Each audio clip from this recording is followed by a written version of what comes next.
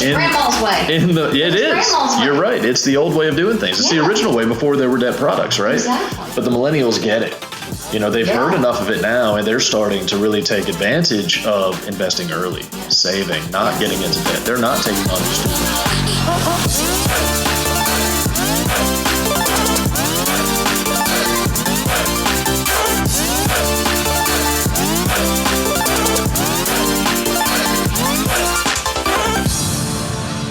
That's right. And it becomes less and less practical, so a lot of the pushback I get, you said not everybody's doing Dave Ramsey. So my folks are over 70. My dad is 73 this year. My mom is 71.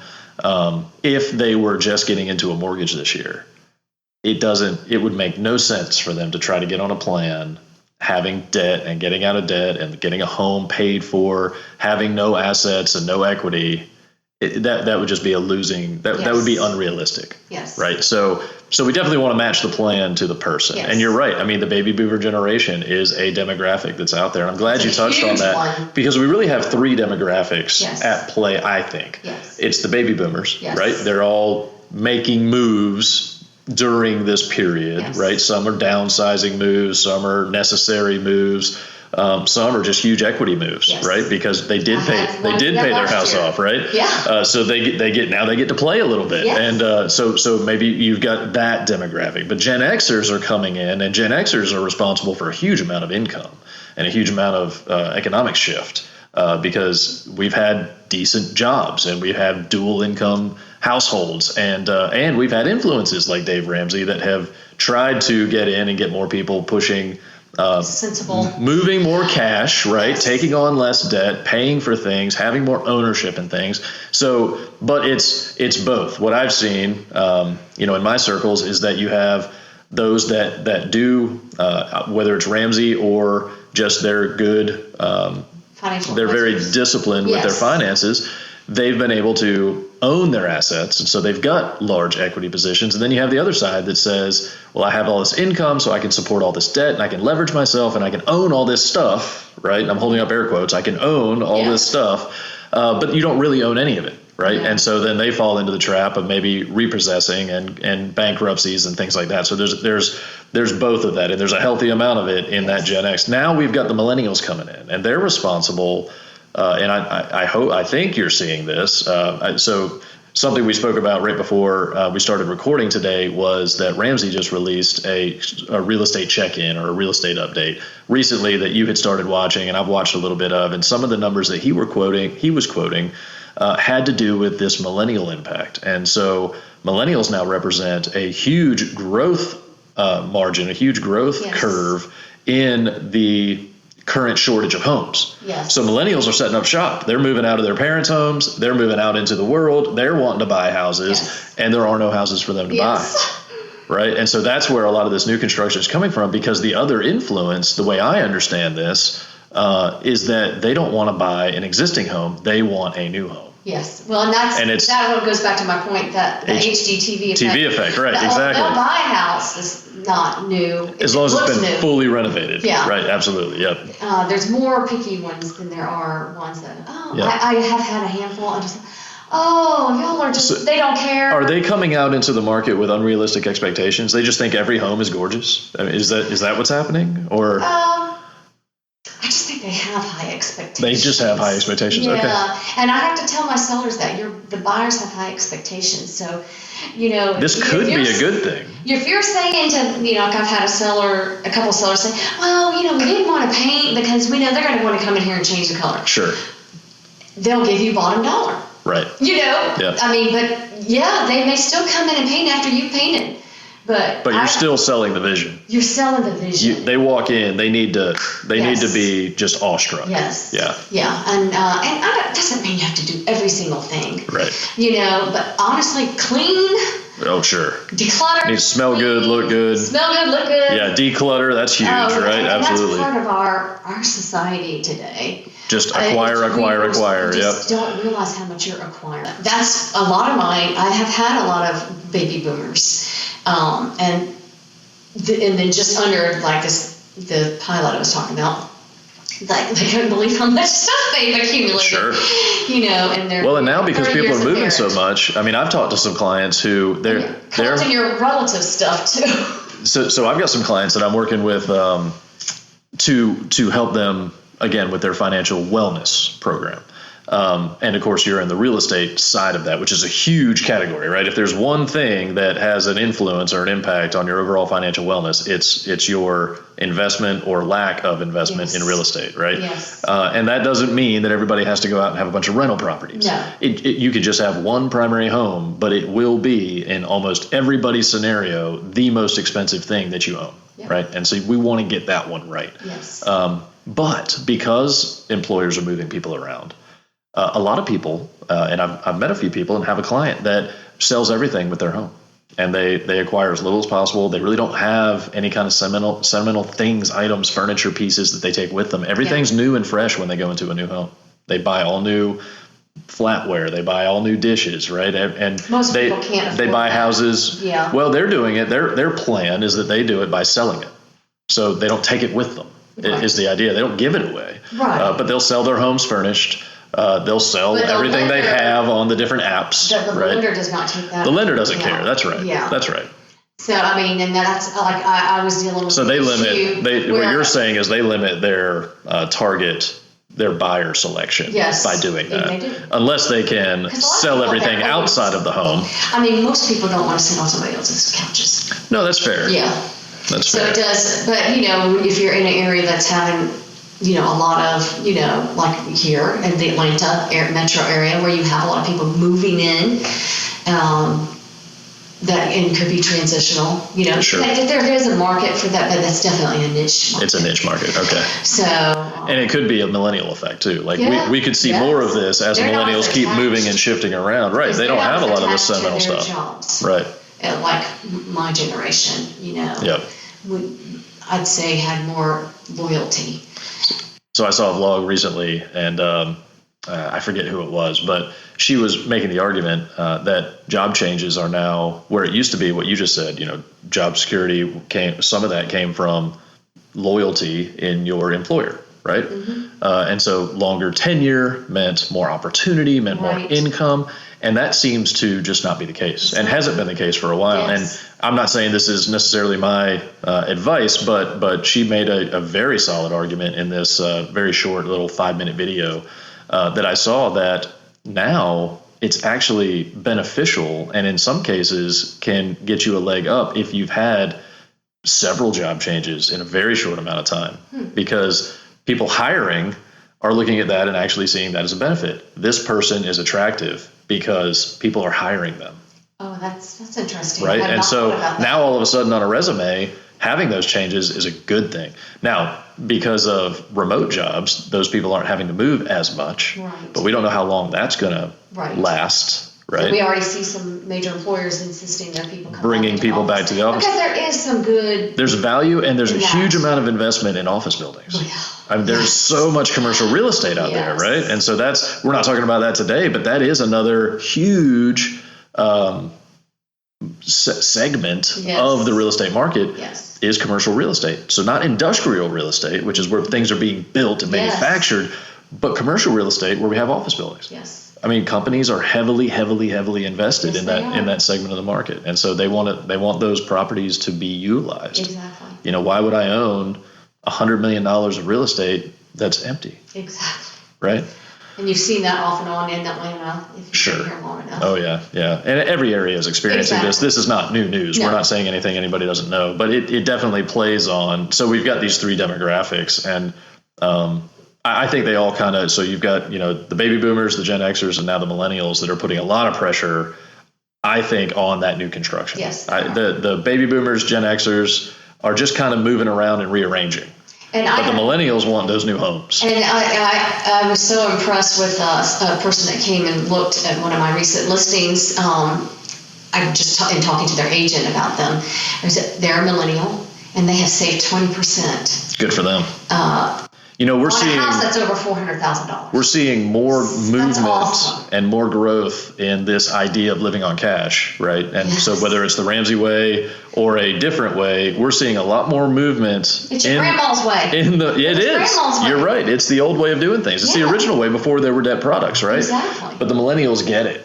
They've heard enough of it now, and they're starting to really take advantage of investing early, saving, not getting into debt. They're not taking on new student loans. I mean, student loans were looked at as an advantage for a long time, and now it's like a four-letter word, right? Mm-hmm. You say the word student loan, that comes with a lot of negative connotation now. So students are not being blindsided by all of this debt just to go get an education. And my son, we helped him do his undergrad, but once he went to do master's work, he's paid for that himself and did all that.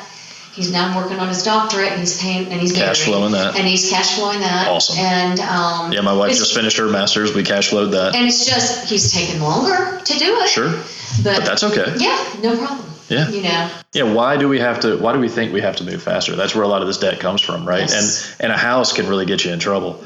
I need to buy this house right now, right? And now all of a sudden I've overextended myself. I've committed to more money than I'm ever going to have access to because I thought I had to, right? Yeah.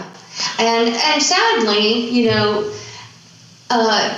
people did miss out, on the very beginning of 2021. I had a precious young millennial couple. I sold their townhome, and then they got new. And they got a great deal. They got a great deal. They actually, theirs was timed well. They got top dollar for their home. Nice. And got a great price on their new freestanding, new construction home, and which is now probably worth maybe 150 more now than more than what they bought it for. Yeah. And so instant equity. I mean, they haven't even had to put any money into it yet. They haven't, because it was gorgeous. And I thought, I wish I had bought one of those homes in there. But to have. But on the flip side of that, great for the people that were able to take advantage of it. But don't sit around. Window. Right. It was just, so it just happened. Nobody planned that. No, they didn't. Things that happened during that time and people that benefited from it didn't plan. No, it was no plan. They just happened to fall into it at the right time. So for somebody today that doesn't have that opportunity, that's one person. Right? It's just one example, right? I had one person out of I did nearly 30 transactions. There you go. Only one. Yeah. Yeah. So only one. So So don't sit around and not take action if there's an action that needs to be taken. If you're looking for a home, you've saved, you're ready, but you're unsure about the market. I think two things I'm going to say, and feel free to chime in here. But one is, don't feel like you missed your opportunity, and so now you're just doomed and stuck with whatever you have, whether it's renting or you're forced to live with your family forever, or you're in a home that doesn't really work, but you're too afraid, or you feel like you've missed the opportunity, or you feel like there's another opportunity coming that you need to wait for because you're probably going to miss that one too, right? And that FOMO, fear of missing out, is huge for people. But for the buyers, I will have to say is that relax a little bit, because I think we're getting ready to see a little bit more come on the market. A little bit of that pressure is going to be relieved. It's not going to be over 1,000 homes on the market. Right.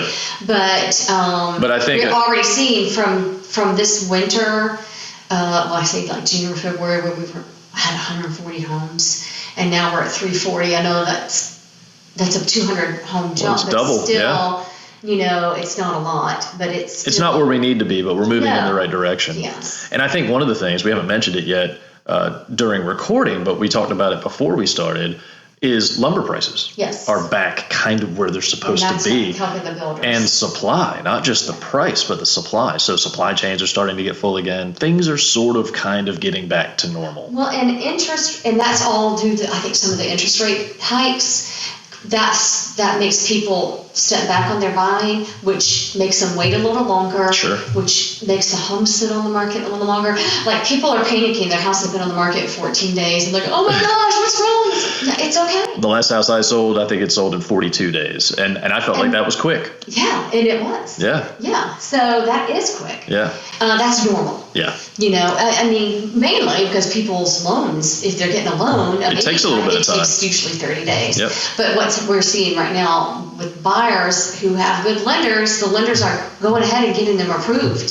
So once they find the property, they well, it's called pre-approval, and that gets thrown around a lot.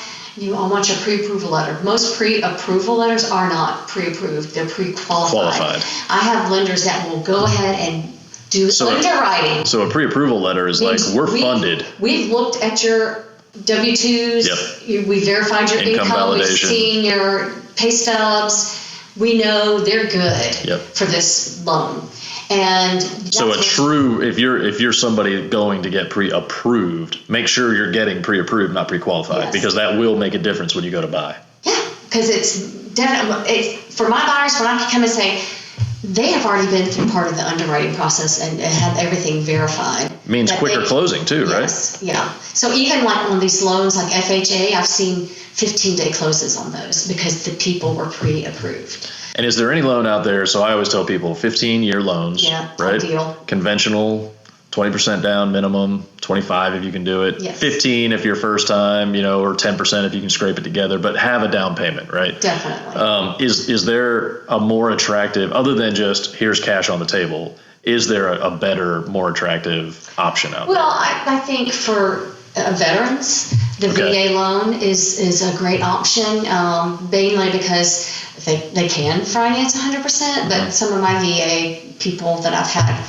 buying this year, actually, I was selling their home and they were buying. And so they were getting equity on the home and they put some of that down. So just because you can get 100% on the VA doesn't mean you have to. That's right. And it comes at a cost, right? So if I do 100%, I'm now... Well, but it does because there's interest attached to that extra balance, right? So if I'm financing 100%, they don't have the even at 1%. Insurance. They don't have the PMI. They don't have any of the PMI mortgage insurance. But I'm still paying payments on a higher balance, right? Correct. Yeah. So over time, that 30 years, 15 years, if you can do it, it still costs more. It does. Yeah. You're right. Yeah.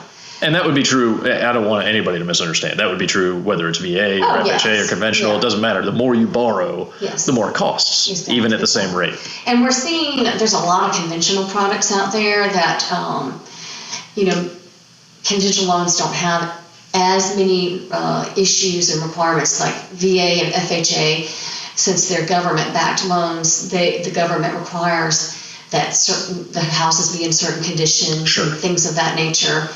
But like I said, I've sold homes that, were really old and had an FHA loan and they passed their appraisal process and then no repairs were requested. So, that can make people nervous, especially sellers. I mean, when you get multiple offers on a home, when I'm representing my sellers, cash is king. Mm-hmm. But if your cash is lowball and the conventional loan came in much higher, we don't care where the cash comes from. That's the option. That's right. Yeah. Do you want the most money? Yep. So that's what they're looking for. But we will say, obviously cash is king, but that's not always the best option, and conventional is not always the best option. Right.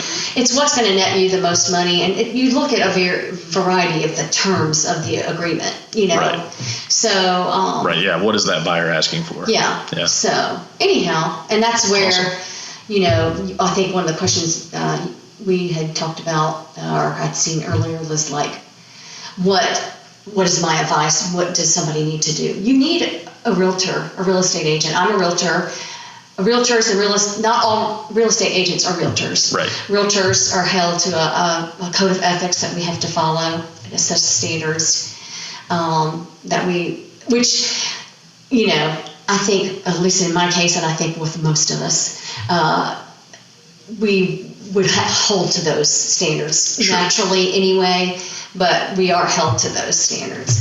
And but good distinction, because I gave the example earlier that I had dealt with a realtor that I really didn't like, and we didn't end up using them for that transaction. Yes. Yeah. And my wife and I had the same response, and actually my wife is much more tuned to somebody's, I guess it's their personality, or sixth sense. It's that sixth sense. It is, and she just said something, and then in our next meeting, I paid a little bit more attention, and I said, you know what, you're right. Yeah. We need to find somebody else. So So ask around, right? Find somebody, for somebody here. Call me. Yes, I was just gonna say, if you're in the Coweta County area or you're relocating to the Coweta County area, And I do Fayetteville and surrounding counties too. contact information will be in the show notes. Yes. So just look there. Amy Patterson with the Amy Patterson team, who is represented by the Southern Real Estate Connections group. And so, yes, you can find all that there. Information will be in the show notes. As a client of yours, So in a recent history, Amy does a fantastic job and really represents her clients first, Yes. right? And you've said some things today. I mean, just recapping, you've said, I don't want my client to overextend themselves. I don't. How many realtors would say that? Yeah. I've been in conversations with realtors that say, you can afford more. No offense to you. You've never said that to me, but who is a realtor to tell me how much of my money I'm going to spend, right? So that's not the relationship that I want to have with my realtor, and it's not the relationship that I would encourage anybody to go into. Because you want your house to be a blessing. Absolutely. And going back to the house being a blessing and being an asset you were hitting on a minute ago, it is the one way to increase, the best way to increase generational wealth. Generational wealth. Not yes. the lottery, not all these. Ooh, I have some fun statistics. Statistics coming. So lottery winners. Yeah. Within 18 months are broke again. Yeah. Over 80% of them declare bankruptcy within 5 years of winning the lottery. Mm-hmm. That is not how we get wealthy. And stuff can't make us happy. Even a home can't make us happy. Nope. And neither can money. Money can't make us happy. Homes can't make us happy. But there are some positives with owning a home and knowing that there's a responsibility to owning a home. A lot of people don't realize that either. There's a lot of responsibility in owning a home. There's a lot of upkeep that you have to do to maintain the home. I call that TCO, total cost of ownership. Yes. So I refer to that a lot, right? So yes, you can afford the home today. But can you afford to live there for 10 years? Yes. What kind of other fees and maintenance and upkeep and work and investing is going to happen that might actually take you out of the running, take that home out of consideration? Maybe the landscaping is just too much, right? And there's going to be this cost. Maybe there's other fees, dues, taxes, other costs that you aren't considering that are beyond just the price tag, right? So really knowing, and I say this all the time, go in eyes wide open, be fully informed, make good decisions, do your homework. Utilities, absolutely. Yeah. A bigger home is going to cost more to heat and cool. Yeah. And that's just one example. Oh yeah. This house, when we moved from Florida here, and I have like 1,400 more square feet. Right. But I bought this house for the same price I sold my house for in Florida, there you go. A smaller home. So it was financially, it was a net zero transaction. Yeah, it was. Yep. But TCO, right? Cost of ownership went up a little bit. Yes, it did. Yeah. And now we've got higher ceilings, more square footage. Yeah. There's more air here, yes. right? Now I've got really good, efficient air conditioning and furnaces. But that was a cost. Yeah. You had to upgrade those. We did. Because I'm looking at that right now. I've got 2 units that I need to replace. And I've got actual windows to replace on the front which can make a huge difference. Yeah. And so I've got to, but I'm not because I want to. It's because I'm having to. You need to. I had rainwater coming. Oh, you've got leaks. Okay. But even newer windows can be more efficient, 15 years. especially on a southern facing wall where you've got a lot of sun coming in, right? And it's not all of them that need it, but unfortunately, it's my front section. But these are things that come along with home ownership. Yeah, so it's 15 years old. To your point, it should be a blessing, and if done right, it will be. If it's done wrong, though, you said stuff can't make us happy. You're right, absolutely not. But you know what it can do? It gives you some security. It can rob our happiness. It can rob our happiness. Right? If we do this wrong, it can steal happiness. Yes. And it can become this thing that you just can't get away from. And it could be the beginning of a domino effect that sends you into what feels like a debt spiral. And I've seen people who are not content. Mm-hmm. And, I'm obviously content. I'm content with old stuff. You're sitting around this really old table and old stuff. But not everything in my house is old. But I've tried to learn that sense of contentment. Sure. I don't have to have the latest and greatest of everything. Yep. And if there's one thing I know for sure, there's always going to be something new. there is. I mean, and as soon as you buy that new home, that new car, whatever, It's already old. Oh, listen, it's already old. Yep. And God in His humor, when I bought a new car, Yeah. a brand new car once, the day I got it into my garage and lifted up the hatch, it was my van, I scratched the And entire put a scratch on it. hood, not hood, but the hatch. I thought, okay, there you go. It's really used now. It's really used. A used car now. That's right. We kept it till it ran to the ground. But family running joke. So my mom has owned 3 new cars, and then there's been a handful of used cars over the years. And the only cars that she's ever damaged were the 3 new cars, and in the same way. So the day of, and then 2 the day after the purchase. On the passenger side, she hit the mailbox with the rearview mirror. oh no. Trying to pull over so that whoever, myself or one of my sisters sitting in the passenger side, or maybe my dad, could reach over and get the mail out of the mailbox. She pulled in and knocked the mirror off the car. Oh no. 1 the day of, and the other 2 the day after purchasing the new vehicle. And we say the same thing, God in His humility, right? Yeah. So maybe, right? We all know that new cars lose their value the second you sign for them, right?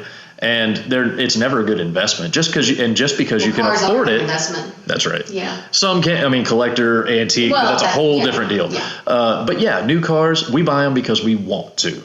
Yes. Not because we need them, and you will always find a better deal in a used car. Now, some people are afraid, and this is not the topic for today, but I think it kind of applies to houses too. You know, the millennial generation, we said, is wanting new homes. That's not a bad thing. No. But don't let yourself fall into the trap that you have to have this new thing or you have to have this specific thing. Establish a set of criteria and buy what fits the criteria, right? A lot of it, like this 1970 home I told you about, it's small. But the bones were so good. This is well built. Yeah. Yeah, they don't really build them like And honestly, I mean, anymore. you've now lived in a larger home. We live in a larger home. If I could move into a smaller home right now and get everything to work, meaning our life, right? So because I do this, in our current home, it's not a must-have, but I do have a dedicated studio space where I record and I produce and I invite people in, and we utilize that space that way. It is a dedicated space. Could I set up a temporary space in a smaller home? Absolutely. Yeah. I have a home that I can do that in. It would not be a prerequisite for a current home purchase if we were going to make one, but the home we have has that available. We also have 2 dedicated offices because both my wife and I work from home. And so in addition to the studio space, I have an office and my wife has an office. We only have the one son, and our home is grossly oversized for what we are as a family unit, but my wife plays piano, and so we have a room where there is a dedicated space for a piano. You have a piano, right? And so, we have these things, right? Do we have to have them? We don't. Absolutely not. Could we downsize? Could we live in a smaller space? Absolutely. And I was just about to say, if I could move, now knowing what I know, into a smaller home with a smaller lot that was more efficient, a 1970s home that was built well, insulated well, had no leaks, no cracks, no gaps. I mean, first time in my life I've ever had squirrels in the attic. Right? And so I've never lived in a home that had openings in it that squirrels could get through before, and so that was something we had to deal with, and that was a cost, right? Insulation. Yes. This home requires more insulation, and insulation doesn't last forever. No, it does not. So we're now, squirrels like it. And squirrels do like it. They will make a mess of it, right? So we're now re-insulating. We mentioned the HVAC units. You've already upgraded. One of the 3 air conditioning units in our home has been replaced. The 2 other original units now need to be replaced. So there's all these costs that go with it. And if I could downsize, I mean, talk about a blessing. I mean, downsizing would be, I would do it in a heartbeat. I would do it in a heartbeat. Less to clean, less to heat and cool, less to take care of. We're going to need a new roof in the next 5-10 years, right? So larger home. Thank you for windstorm. There you go. Yeah. So you had an insurance claim, paid your deductible. And I've got a 50-year roof, so that's really why I was staying here. Because the roof's going to last longer than us. Well, in a roof, people don't really understand costs unless you've had to do it. And I was surprised, even being a builder in the past, how much prices of especially any kind of asphalt petroleum-based product had gone up. Oh, yes. So asphalt shingles are about 35% higher than they've been just in the last 24 months. Now that's probably going to return to normal. Lumber prices are certainly getting better, but this isn't based on supply. This is based on just the cost of oil, right? Yes. Which you could argue is another supply issue, but it's different, right? Yes. So yeah, I mean, a roof on our home would cost in excess of $20,000. So mine was, just to perspective, was 15. there you go, $15,000. But if you could do it under an insurance claim, And it was. And right, I had a high then you deductible. pay your, but even a high deductible, pay your high deductible, and I encourage that too. I High do too. deductibles, absolutely, That because gets how your- many times are you going to do it, right? Yeah, once. I've only done it once in There 2 you go. years. Exactly. And so your monthly cost or your annual cost is down because of your high deductible. Although So you they're get going to up in my, because power Sure. values have gone up. Absolutely. My insurance amount has gone up. Yeah, and I think we could probably spend another hour talking I know. about that. Yeah, that's another talk show. Yeah, I think so. We've touched on a lot of good things. I don't want to cut this off early, but anything else that we want to cover, in this, I think we hit some maybe of the one or high two points. episodes that we're going to get out of this? Yes, Yeah. I think we've hit the high points on that. So I just want to thank you, for being willing to do I'd this. love to do it again if you have another topic that comes to mind. And I will take you up on that.